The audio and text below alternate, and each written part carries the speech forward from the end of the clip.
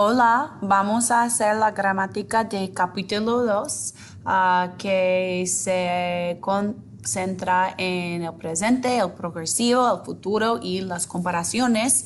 Vamos a empezar con el presente. So we're going to start with the present tense. And in general, we use the present tense to speak about things in the present or in the near future.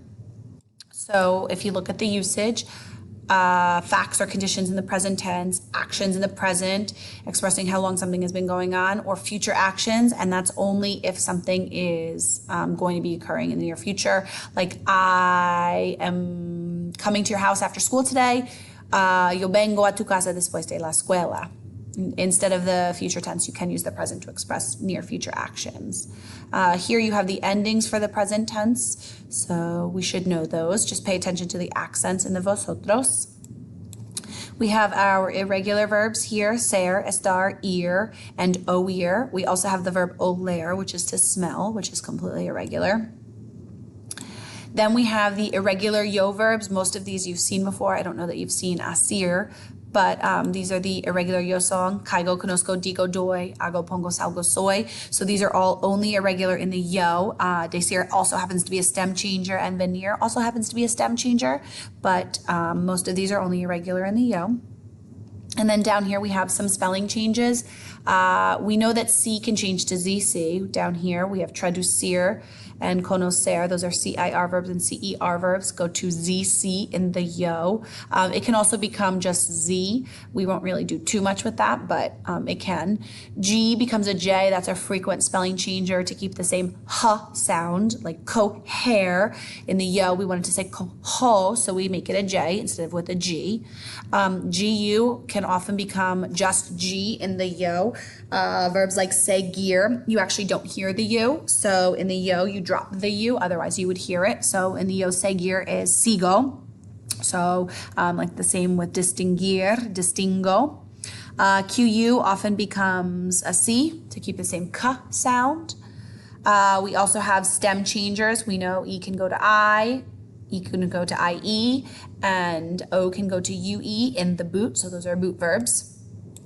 We also have some other boot verbs that are just with accents. So words that end in IAR or UAR will take an accent on the I or the U in the boot because the I and the U are known as weak vowels. So in order for you to hear them, you need to put the accent. So reunir, you want to make sure you hear that U, so they put an accent on the U. Reuno, reunes. If you didn't have the accent on the U, you wouldn't hear them pronounced. So that's why they put the accent.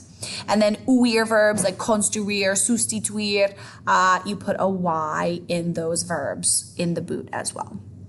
So those are just some spelling changes in the present tense. In the progressive, so the progressive you use frequently in the present tense. You can use it also in the imperfect. You can pretty much use it in any tense, but the present progressive is what I'm going to show you or review now, which we use estar plus the gerund, and it's to emphasize the process of an action. So it's for something that is going on now, and it's the equivalent of ing in English. And we form it by doing estar with ando for AR verbs or yendo for ER or IR verbs. And these are our irregulars. There are some stem changers. They change E to I or O to U. The only O to U's are dormir and morir. So you have dormiendo with a U and moriendo with a U. And IR verbs can change E to I. So diciendo, pidiendo, prefiriendo, and sirviendo. Poder happens to be a completely irregular. It goes to pudiendo, not used very frequently. Ir also happens to be irregular. It goes to yendo. And then the last group of irregulars with the progressive are the triple vowel group. So when you have 3 vowels in a row, you would change the I to a Y. So leyendo, oyendo, trayendo, they would all get a Y because there are 3 vowels in a row. Entonces, tenemos el futuro. So we have the future, and it is generally used to express something in the future. So it's like saying will in English. So that's something regarding the future. It can also be used to express probability in the future. So right here where it says, me imagino que su oficina todavía estará desordenada. I imagine that your office is still disorganized. It's probably, they're using the future here to insinuate that it's probably still disorganized. So, if you want to express probability in the present tense, you can use the future conjugations. And the future conjugations are really easy. They are all the same endings, a, as, a, hemos, es, an, and they get added to the end of the infinitive. That's the only tricky part. So it's hablaré is I will speak, hablarás is you will speak, and hablará is he or she will speak. These are the irregular stem changes for future tense verbs. So caber goes to cabra, C-A-B-R. Decir goes to dir, D-I-R. Haber goes to abra, H-A-B-R. Hacer, ar. Poder, podra. Poner, pondra. Querer, quer, with two R's. Saber, sabra. Salir, saldrá. Tener, tendrá. Valer, valdrá. And venir, vendrá. So those are all the irregular stem changes. And then they take the same endings as before. And la última cosa de que vamos a hablar es los comparativos. So we're going to talk about comparisons in Spanish. The biggest thing to remember with comparisons is you're going to be using adjectives frequently. So we have to remember to match the adjective to the noun.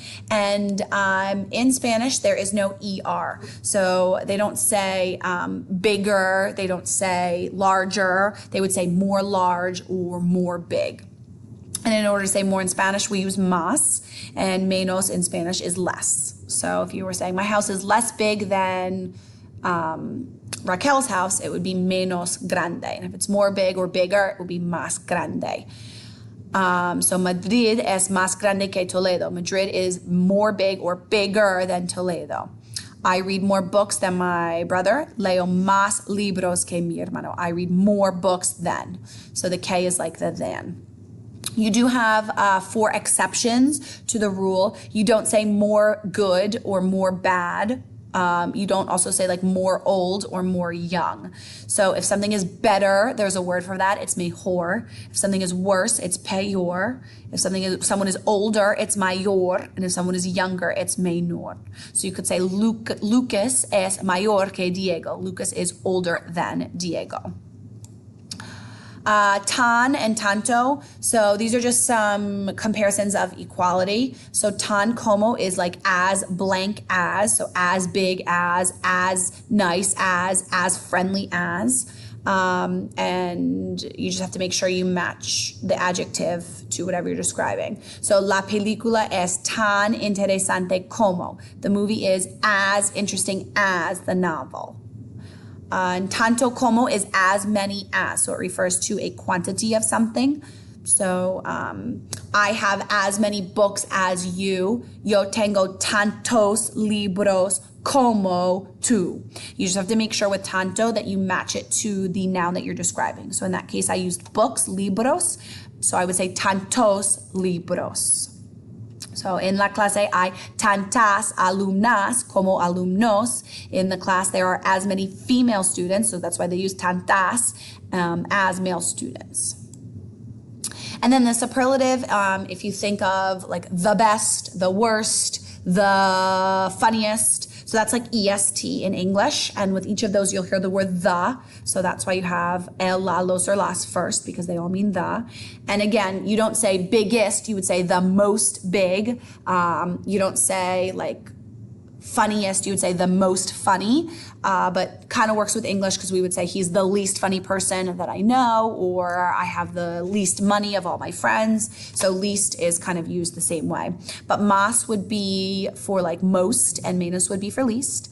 And then de would be like of all. So if you wanted to say, I have the least money of everyone, you would say, yo tengo el menos dinero de todos. So I have the least money of all of them. So this can be an adjective or a noun. I am the least funny. Yo soy la más cómica de todos. And I used la and cómica because I'm a female.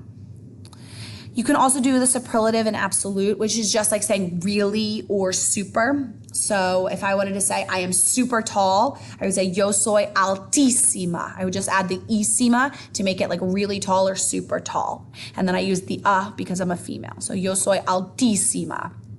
And you can just do this by dropping the O or the E and then adding the isimo onto the end. There are some irregulars. Most of them are things that you would probably know, like blanco, the C-O, the C is going to change to a Q-U to keep the K sound. So blanquissimo would get a Q-U. The other rule really is this I-B-L-E down here where it says sensible. If you have an I-B-L-E, it's going to change from I-B-L-E to B-I-L, so bellissimo, and then you're going to add the isimo on the end. So those are the two biggest spelling changes. The C is going to go to Q-U, and if you have B-I-L, or B-L-E, I'm sorry, it's going to go to B-I-L, and then all of these have to match.